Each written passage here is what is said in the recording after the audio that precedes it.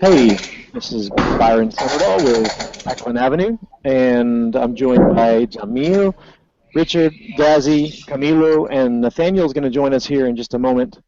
Um, we are going to talk today about security. We just had a security scare at Eklund Avenue, and it taught us a lot of things. And so we are going to try to take it a step farther and learn even more about how to be more secure for our clients and for ourselves. The people that I've asked to join this call with me are just people that I respect as far as their experience, and also I know that they have some level of paranoia as far as security goes, and that's a good thing. Sometimes security can be difficult, but it doesn't have to be. We can actually we can provide ourselves more security and our clients more security without letting that security get in the way. It doesn't have to be hard. So we're going to share some tips and tricks today about how to make ourselves more secure. And I'm going to share one with you all just to get us kicked off, and then I'm going to pass it off to the rest of the team. But before that, we've put together a little document that is going to be helpful moving forward for our development team. It includes some notes and guidelines about security especially for developers. It might actually have some things in it that apply to other areas of our development lifecycle, but mostly for the developers, so that we know that we're not putting security sensitive things in our repositories, making sure that we're treating them with the proper level of respect and paranoia. And so I'm going to share that document with you all here in Slack, and I'm also going to put it up on my screen here so that you can see a shortened link, so that if you're watching this 6 months down the road, you'll still be able to get to that link and see the document. So I'm actually going to leave this one up for the duration of the call, and I'll go ahead and share mine, then I'll pass it off to who wants to go first after me, by the way. Okay, Ghazi. Well, Okay. Okay, I saw Ghazi's hand go up, so I'll let him rule the mic after I finish. So mine is simply I pair a lot of times with developers, especially newer developers, to Git, and I see them when they're ready to check something in. They'll do git push origin develop or whatever, and it starts to hit GitHub or wherever our repository is, and then I see them typing in a username, press enter, and then typing in a password. Okay, so not only is that really boring and something that it's just like, there's no way that I know of to save that username and password if you're using the command line interface, so it's just like something you have to do over and over and over, and it's not very secure. Not nearly as secure as using something like SSH. Now, I've had to do this several times because I use virtual machines, and I end up having to set up multiple virtual machines to be able to access GitHub, and I might even set it up for other development environments like Cloud9 and things like that. So I've had to do this several times, and I know from personal experience that actually setting up SSH with GitHub should take you about 30 seconds. It's really not that difficult. And just to help you get an idea of how to do this, just go to the Google command or the Google search bar and just type in GitHub SSH. GitHub SSH. If you do that, the first result in the search results is going to be GitHub's own page that actually is a tutorial, walks you through setting up SSH, and it is super simple. They make it extremely simple, so there's just no excuse. Don't let yourself push code into GitHub again and feel the embarrassment of having to type in your username and password at that moment. Just do yourself a big favor, and actually do everybody a big favor by making yourself more secure and following those simple steps to set up SSH so that you can use that at the command line. That's my tip. And by the way, for the format for the rest of this growth session is if somebody has a tip and then somebody else on the call has a question, or if you in the YouTube audience, if you have a question, then post it in the Q&A window, and we'll try to get it answered there during the course of the call. But don't be afraid to interrupt and just say, hey, hang on a second, let me ask you about that. And we're also not just going to try to tell you things, but we're also going to be asking some questions. So we're not experts in security. We're just people that maybe have a few tips and tricks to make ourselves more secure. Hopefully, the collective of the 5 or 6 of us, maybe that makes into an expert, one expert maybe. But okay, I'm going to stop talking. Ghazi, your turn. Thanks. So I'm glad you mentioned the GitHub SSH, because one of my points is based on that. So while SSH is a lot safer than and a lot more comfortable than having to input your username and password every time, it comes with its own security risks. Namely, if you're using your SSH key without a passphrase, if it's unencrypted, and somebody gets physical access to your machine, they basically have access to all your repos because they have your private and public key right there. As an alternative, you should set passphrases for all your private keys. That way, anytime you have to use them, the Git will ask you specifically to enter your passphrase. Now, after a while, I know that this may become annoying if you have to type in your passphrase every time you want to do something with GitHub. There is an alternative. GitHub has a very comprehensive tutorial on how to use the SSH agent. The SSH agent comes with the standard SSH toolkit, and it's pretty simple. What it does is that it asks you once what the passphrase to your key is, and then it automatically decrypts it anytime somebody requests it. You may be asking how this is any different from just having the plain key unencrypted. Well, 2 things. First, the SSH agent does not survive reboots. So anytime your computer is rebooted, you have to type in your passphrase again. Second, you can set it to expire, like I have, after a certain period of time. In my case, I've asked the agent to expire my key after 4 hours. That's usually, I pick 4 hours because usually, it's 4 hours that I'm working before lunch and then another 4 hours after lunch. So that's about right for me. But that can vary for you. I mean, if you're a little more paranoid, you can do it every hour, every 30 minutes, every 2 hours. That's basically up to you.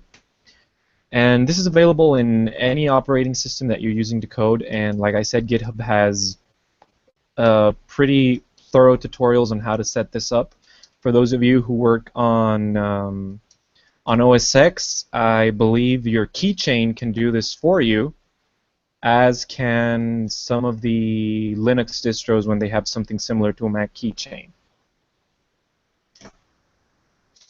Okay, that was my 2 cents on SSH security and Git repos.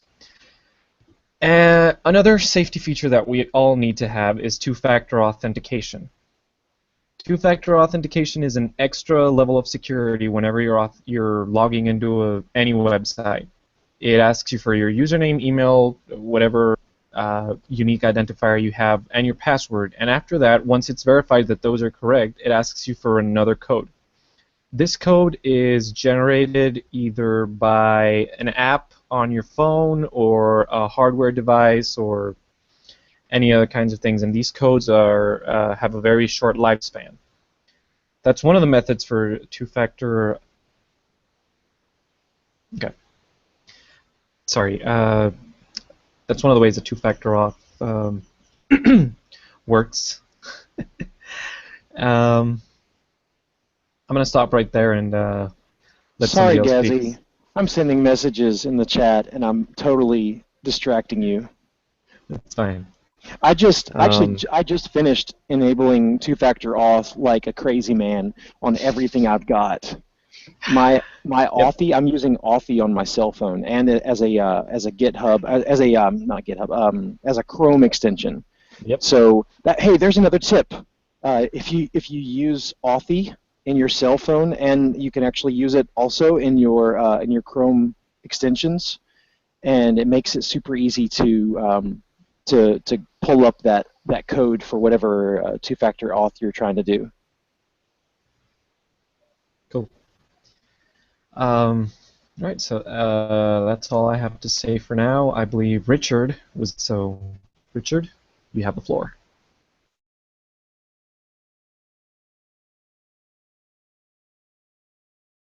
Hello, can you hear me now? Yes, okay. So I think I'm the weakest security guy here, but I'll go ahead and throw a security tip that I think is essential. If you're using your operating system and it requires you an update, please update your operating system or anything that you're using. So um, we do have some.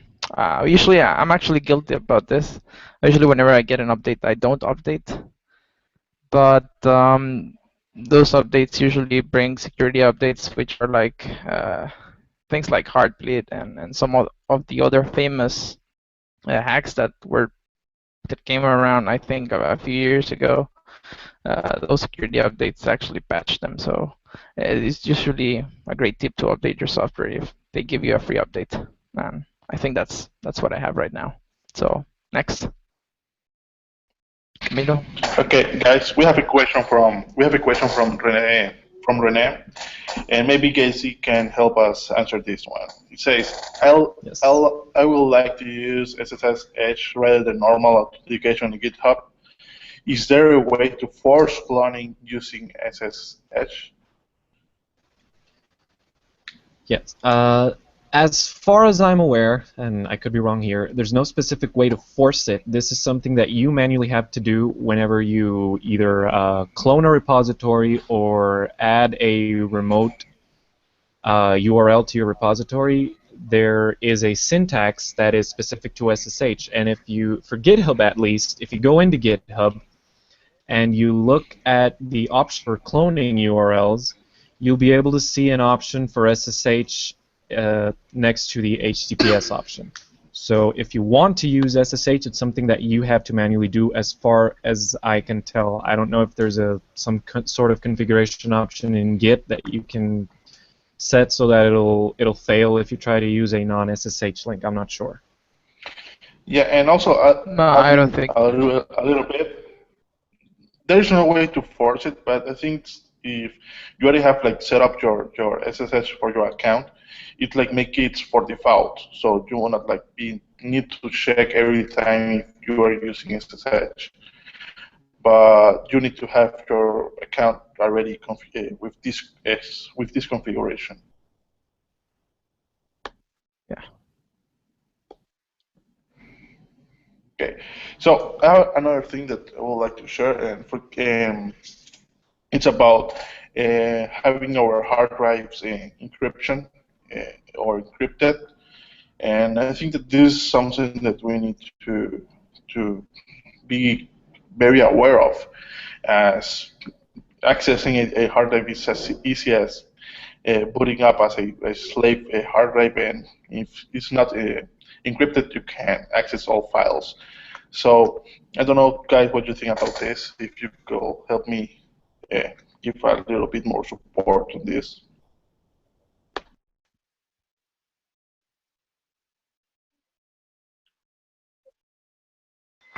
This is Byron. I've never encrypted my hard drive before. It seems like a pretty interesting proposition. I've always known that it was possible, but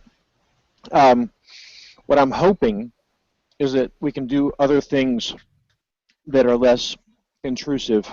I don't know how intrusive hard drive encryption is. Like I just upgraded to an SSD, right? I love SSD. Why? Because it's fast. And I imagine that if I start to encrypt everything, my SSD is going to feel like a 7200 RPM or 5400 RPM hard drive again. I don't know. I might be wrong about that. I don't have any experience with it, so I have no clue. I have But the same question. that's one of those things that I want to have security, but I don't want it to get in my way. Yeah, I think I can fill in the blanks a little here. Due to a recent security scare of my own, I recently encrypted my hard drive on my laptop. I have an SSD as well, and as far as performance goes, I've noticed a slight decrease, but very slight, mostly the first time I launch an app. But after that, it's pretty much smooth sailing. There's definitely an increase in the amount of RAM that your operating system uses, because I know it's probably doing some sort of caching in the background, so it doesn't have to decrypt every single time you ask for a file from the hard drive. But I haven't, other than the slower start times for cold starting apps, I honestly haven't noticed any performance issues. Anytime I turn my computer on, it asks me for a password. Since I'm on Windows, I'm using what's it called? BitKeeper. I always forget what it's called. BitLocker. BitLocker, that's the one. Thank you. And it boots up pretty fast. I mean, if anything, I think it's booting maybe 4 or 5 seconds slower than it used to. Again, considering I've always had an SSD, I honestly don't know what the effects of this would be on a regular hard drive. But it's I gotta say I haven't regretted the change yet. The encryption happens semi-transparently. You don't have to not use your computer while it's happening. You can. I think it needs to restart once, and then it starts encrypting files while you work. And then once that's done, everything is encrypted forever. So. And how does it work? Like, you give it a password and that's it? Yes. BitLocker specifically has 3 possible options. The 2 standard ones are either a password when you boot up the operating system, or a USB key that it stores some. I don't know what it does. I haven't used it, but it stores some sort of key that it then reads, and then it allows you to decrypt. The third option depends on you having specific hardware, specifically a trusted platform module, which is something that your motherboard has to have. It's not exactly sure how it works. It's up to the listener to research a little. But those are the 3 options. And I know if you have a TPM, a trusted platform module, I know you can combine that with either both or any of the other 2 options, being USB or password, if you're extra paranoid.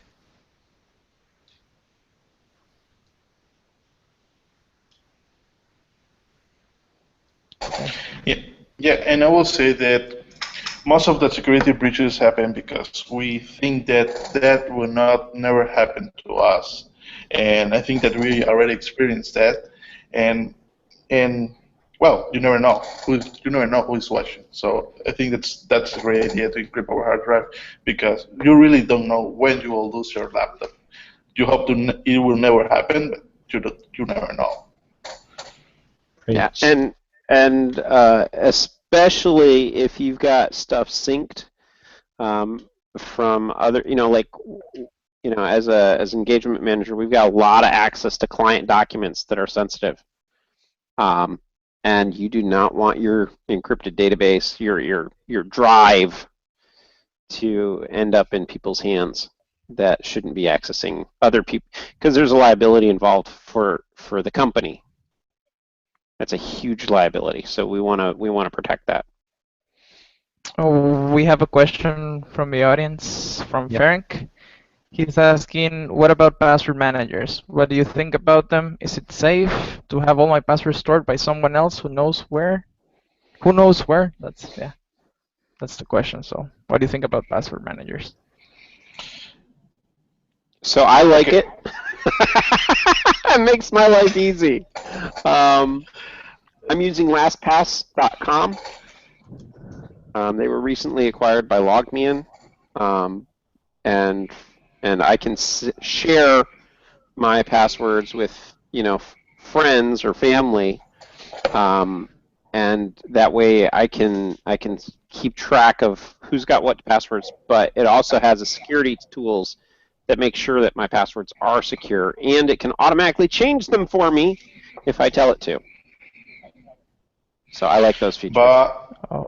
But I have a question. For example, I believe, and the reason I've not used like a password management, and I try to remember all these passwords from all those sites. The thing is that you have all your eggs in just one basket, and if something happened for LastPass, that's it. All your accounts are. I'm screwed. Open. Totally screwed. Yeah. So that's scaring me a lot. For example, just have one password. Well, you still have the second layer of two-factor authentication on top of that. Right. That's key. Oh. There's two-factor authentication. So not only do I have LastPass with a very long string that encrypts my entire data set. So my string encrypts my data. And without my string, even LastPass can't access my data without my string. But not only that, but I have two-factor authentication on top of my own encryption string. So nobody can, even LastPass's database can't see my passwords. Mm-hmm. So so I feel comfortable with that. Yes, if some reason their system goes down, I am so in trouble. Mm-hmm. But that's the risk. That's one of the reasons why I'm paying for it. So I'm less likely to lose my data. Yeah, and sorry, one more thing before I forget. You were talking about GitHub, and a very common mistake is just to do the git app dot, and you're just adding basically everything that you have in the repository, including if you have for example, a database connection, whatever. The thing is, don't you forget that there is a thing called git ignore, and you should have the tendency to just do it intuitively, to just add in the git ignore the files that you do not want GitHub to track.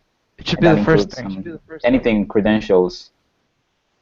I mean, it should be the first thing, and just forget about that. I'd like to add something to that.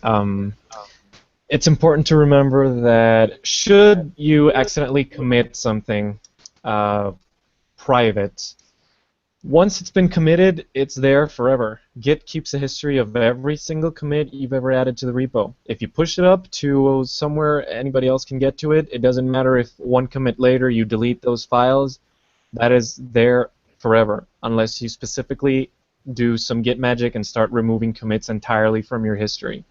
Just something that is not fun to do. So, how's it go? An ounce of prevention or something. Okay, I can go with a couple. And sorry, go ahead.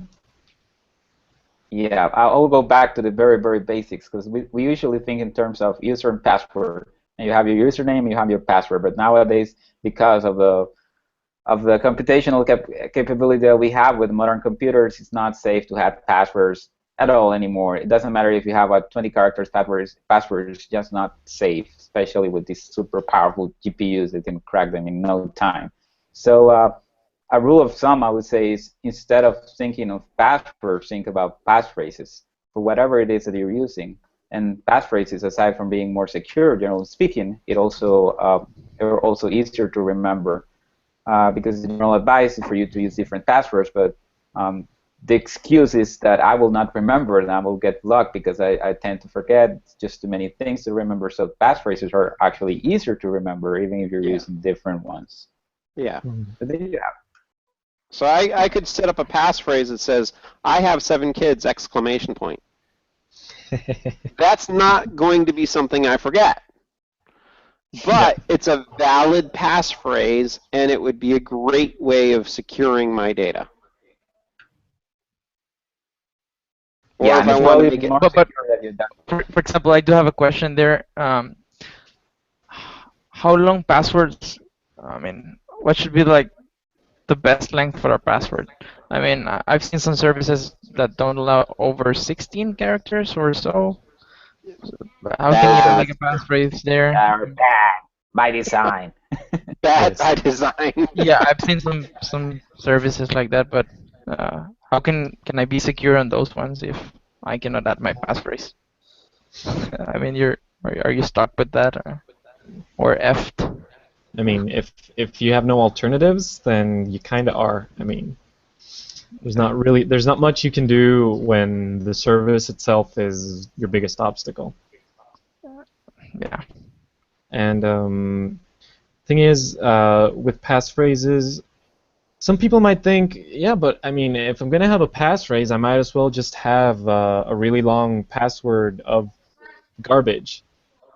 Problem is, before, I mean, we think of cracking a password as, just having a computer try every single possibility ever invented, No, and then you don't hope need to do that. it's no longer a question of brute force. There are data sets called rainbow tables, which Yes. contain hashes for a ton of basically sequentially generated strings generated by a computer, and all if an attacker gets access to an encrypted database and it knows the hashing algorithm that was used, all it has to do is literally search for your hash in the rainbow tables, and if there's a match, they already have your password. There's no need for brute forcing. So having a passphrase is a little harder to do because generating passphrases sequentially is not easy. I mean, we're talking about a huge, humongous data set here. I mean, it's not something that's plausible right now. So, Yeah. it's passphrases are a good way to go. And and I'd like to add something to the before we go to our next question. I'd like to just add something about password managers. It pays to be extra paranoid. I mean, plan ahead. Plan to have LastPass suddenly implode and have all their servers disappear from the earth, because it's better to be prepared. It's better to be called paranoid than not be prepared when it happens. When it happens. Exactly. So I mean, plan. I mean, most of your accounts. There's a reason most of the services have, a forgot password feature or something. Yeah. And as long as you have some way to recover all your passwords should something happen to your storage, then you're good. It's good to cover every contingency, every possibility, even if it sounds crazy. Even if you think zombies will never break into their data center, eat the brains of the engineers, it could happen. I mean, for all we know. But it's good to be. And engineer brains extra- are really tasty because Yeah. they're smart people. Yep. So it's good to Okay, be extra paranoid. Okay, and since you're mentioning the other option, let's call it a recovery option, in case you forget your password, make sure you are still in control of that recovery email address. Because what Yes. tends to happen to us is that our recovery email address is the one that we created in the 90s, and it's right, I don't know, Hotmail or Yahoo or whatever. So you may have a super strong passphrase, whatever, in your Gmail account, but if the recovery is that old Hotmail account, so it will be super easy for me just to go to your Hotmail account and from there start an attack. So just keep that in mind. Whenever you see some kind of additional or another email account that the service will use for recovering your password, make sure you're in control of that account. And don't take it for granted. So my AOL account, I need to make sure I still have access to that. Yeah. I think the same goes for two-factor authentication. Most of the services give you like security codes in case something happens. Yes. And if you store the security codes in a public Dropbox folder or something like that, I mean Not a good idea. Yeah, not a Yeah. good idea. So it would be a good idea also to keep that safe. Yes. Just as a reminder. Yeah, most of the most, if not all, of the two-factor auth systems that rely on codes, on backup codes, they usually instruct you to print them out and keep them somewhere safe. I mean, Yeah, they do. that's the other thing, and it brings up a good GitHub point. does. Don't GitHub does. don't consider. I mean, when you consider contingencies, consider not having any more, not having access to whatever service you're using. Even, I mean, consider even losing access to your two-factor authentication app. So, and losing access to your computer, and therefore losing access to your backup codes, which you stored in your Dropbox, which is private, but since it's also protected by two-factor auth, you're kind of screwed. Yeah. Because because you can't access Dropbox because your two-factor auth app Code, is, yeah. Out of Dropbox. it's gone. So- So you're catch Screwed, yeah. 22. Yeah. So, It is a good idea to print those out and I don't know, take them to a safety deposit box or keep them in a safe in your office. I don't know, just do stick 'em in something your with wallet, whatever. Yep. Create two-factor authentication for the key that you're. Nah, never mind. So I want to say there are hardware things these days for two-factor authentication. What I'm using is a YubiKey. It's this little thing. You stick it into a USB port, and it'll authenticate under Chrome any two-factor system, almost any two-factor system. Google works. LastPass works. There's a number of others, and there's a number of different standards out there. So you want to make sure that your standards works with your two-factor system. But this is a physical device. I've had it for over a year, and it keeps working. And all I have to do is push a little button, and I don't have to open my phone in order to use a two-factor. Exactly. Nice. We had a question, I think. Yeah. Right, so it says, let's see, Rene is asking, any advantages about having HTTPS in our dev or staging environment? Well, honestly, if we're not dealing in confidential data, then really HTTPS is not a requirement. I mean, if an attacker were to somehow gain access to our dev and staging environment, if we don't have any confidential or sensitive information in it, we're really not losing anything. I mean, as long as we still retain access to whatever service is hosting our staging and dev environments, we can always just destroy those apps and start them all over. So it's really only necessary if there's sensitive data inside those apps that you need to make sure nobody's sniffing. Yeah. And I would like to add something to the first question that Rene with the about forcing SSH. You cannot assume that all networks are SSH enabled. I have in the case that if you're working on a cafe, they will block the port 22, so you're locked. Yes. So, Just like every color. Right. Some ISPs will do it, but most of the time it's just displays that understand a little about security. I don't want to get involved in anything, so they will just block it. Yeah, they won't even let you connect to VPNs and stuff. So. That is a problem. Yes. So that's true. That is something to take into account. And it's always good to know. I mean, that is precisely why Git implements at least 3 different methods for you to access repositories: SSH, a specific Git protocol, and HTTPS. So it's good to know that you have all this and to be aware of the restrictions in your network at any given time. Find a different cafe. Yes. Get a new service provider. Yeah, that's the harder one, but yes. Or hack the network. No, do not hack the network. Yeah, we were in prep for this meeting. We were talking about stuff, and someone mentioned Tor. If you want to download stuff that you shouldn't be, and it's like, better yet, don't download stuff you shouldn't be.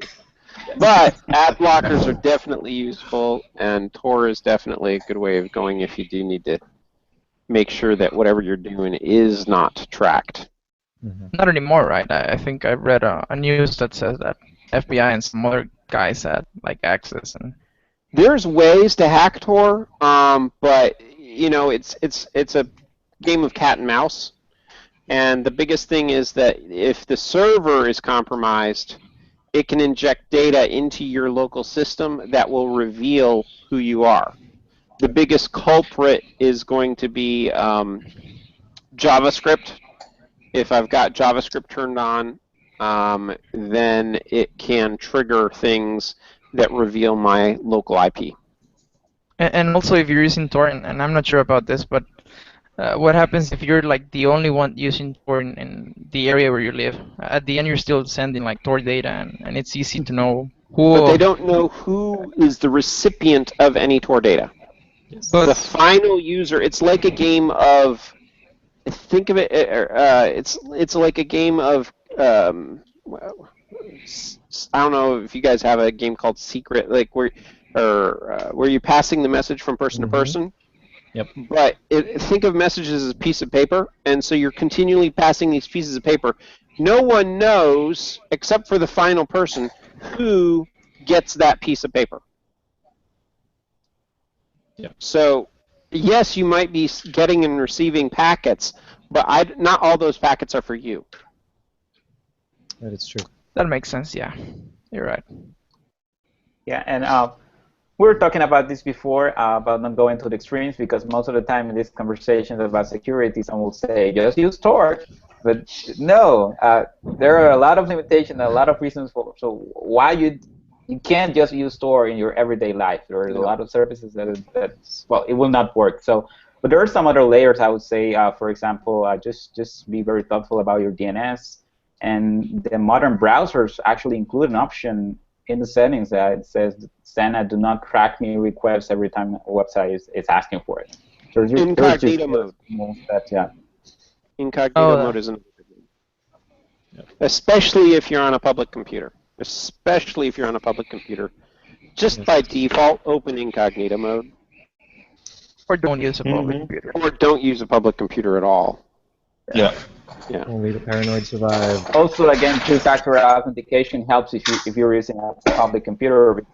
You may be a little careful and just start an incognito window, and they may have some kind of keylogger, but the two-factor authentication will kind of save bypass you. What happens if they steal your phone or something like that? You can wipe it. That's one of the things you need to be able to do is whatever operating system you're using, whether it's Apple or iOS or Android, make sure that you've got it turned on so that you can remotely wipe your device. Yep. And that the hardware, all the hardware has got encryption on the firmware level. Both Android, and especially the newer versions of Android, the older ones don't do it as well. iOS definitely does. You know, you turn the phone on, the first thing it does is ask for a password. Why? Because it can't even run the operating system. Exactly. And that is the type of encryption you want, because then they can't, even if they lose if you lose the phone, there's no way to access the data. Exactly. Right, Now, and specifically for iOS, there's this option built in the system that says erase data. After 10 failed passcode attempts, the phone will erase your data. And this is very useful because what most of the people tend to do is just try some random combinations, and they will be, your phone will erase all the data. I mean, that's risky if you take into account you have like jokey friends and they're just trying to get into. Never borrow a phone to a friend. There's a moral to that story. Yeah. Either find I will certainly not better borrow my friends or- phone to you, Erasure, because I know what they're going to do with it. Yeah. So either find better friends or don't let them borrow your phone at all. Yeah. So someone mentioned the DNS script. I mean, what are like the key benefits of using this type of services or just not using the one that your ISP provides? So the biggest thing is that whenever you type in a URL in a web browser, you're immediately telling it immediately goes to a phone book, basically. That's the way I describe it. It's a phone book, and it's looking up the actual IP address for that website. So the DNS provider, there's two things. First of all, your ISP, your internet service provider, now all of a sudden can track your data, based on what you're requesting. But second of all, so there's some tracking there. But the second issue is that you can also have someone sit between you and the ISP, or sit between you and the other person, and they can spoof the DNS. I do it at my house. People can't get to certain websites. That they try and go to a certain website, it gets blocked. Why? Because I've got a system in place that blocks it. My proxy server blocks the ability to go to certain websites, unless you happen to know the IP address. And that's not something you can find. So DNS is a good system to control access. And so putting in your local computer a different DNS host or on the network, configuring DNS manually allows you to control which websites you have access to, and also allows you to make sure that whoever you're talking to is not spoofing it. Mm-hmm. So that's what, so there's no spoofing going on. So I could pretend to be your bank, for example. I could create a website that pretends to be your bank, and if I'm sitting between you and the bank, I'm getting all your information. Yep. If you're not using something like HTTPS or... No, I can even bypass that. Yep. They're... Oh. Yeah. That's what they've termed a man-in-the-middle attacks. Man in the middle. Yep. Yes, because just the way SSL works, in a nutshell, is both client and server have a key pair, one public and one private.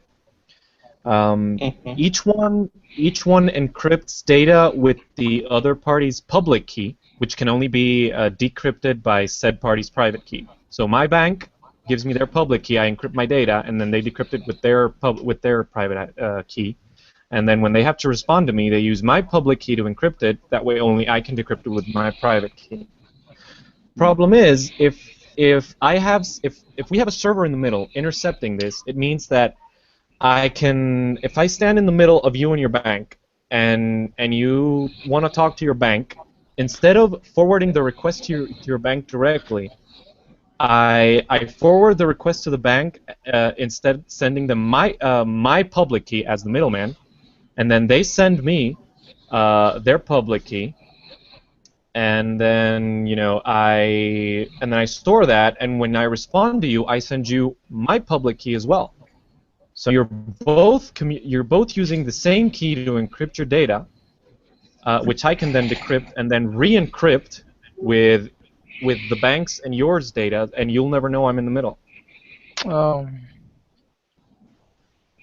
Obviously, this actually involves, this would actually involve either having physical access to your network and being able to intercept it, which can usually only be done if you have access to the ISP you're using, or if you're in a corporate environment, if you're doing it from within the building.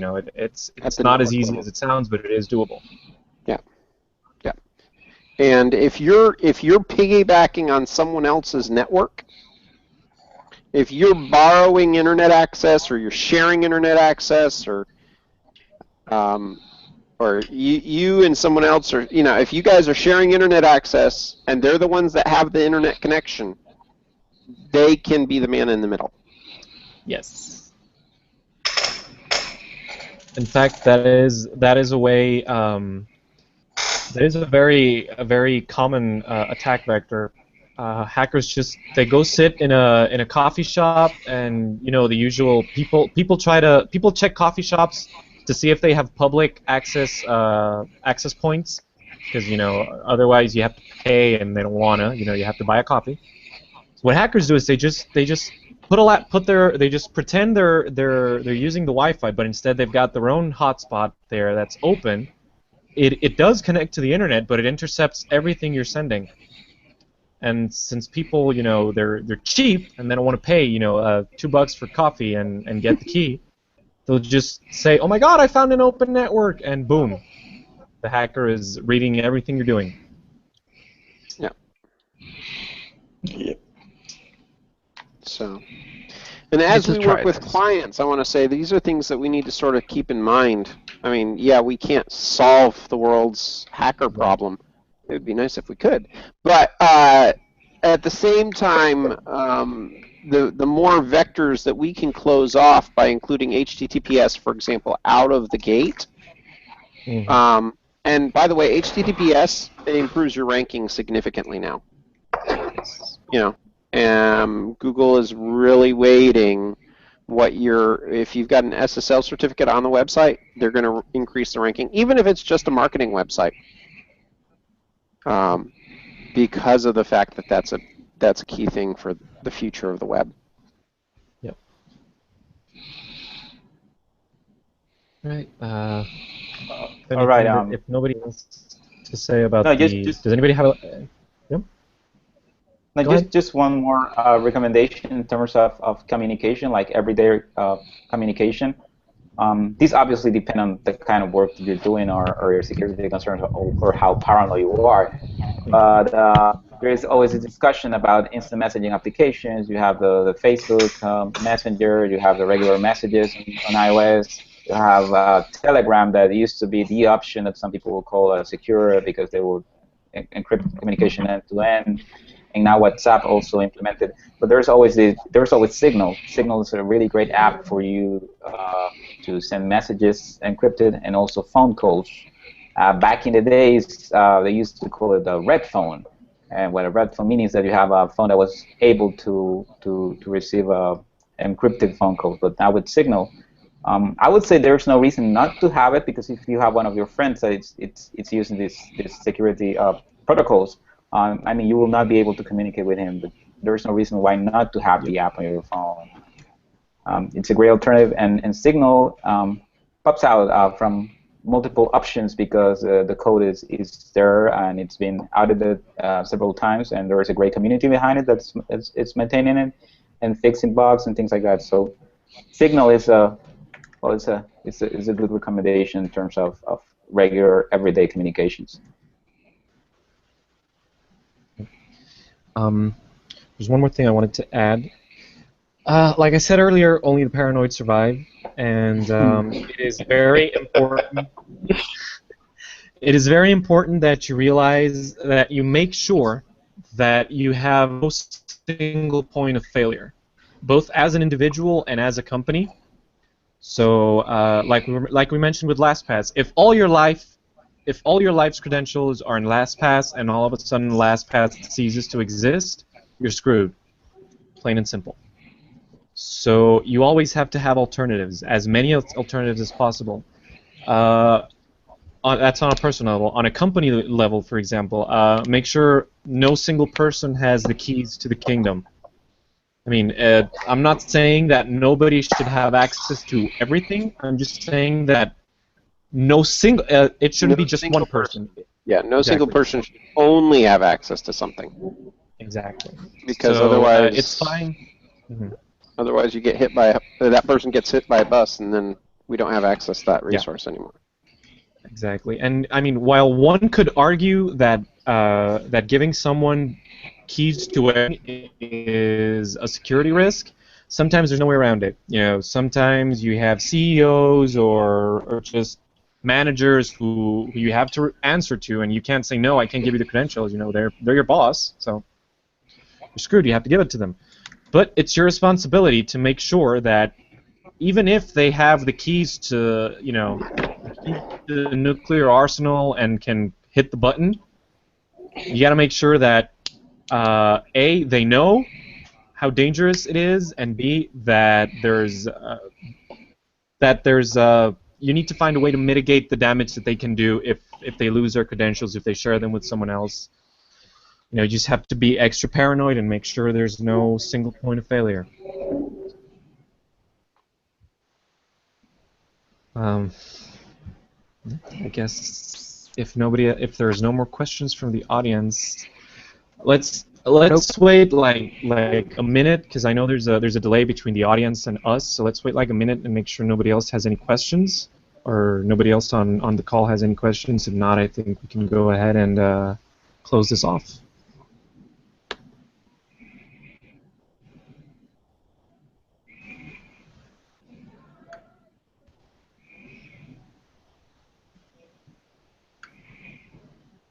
Oh, while we wait, one more thing to add. Whenever you're handing out access to a system, make sure each person you hand access to has access to only the things that they need, no more, no less. Yes. Yes. If I'm a QA person, I at most should have access to a test account that I can use, and probably that's it. There's no need for a QA person in a production environment to have admin credentials.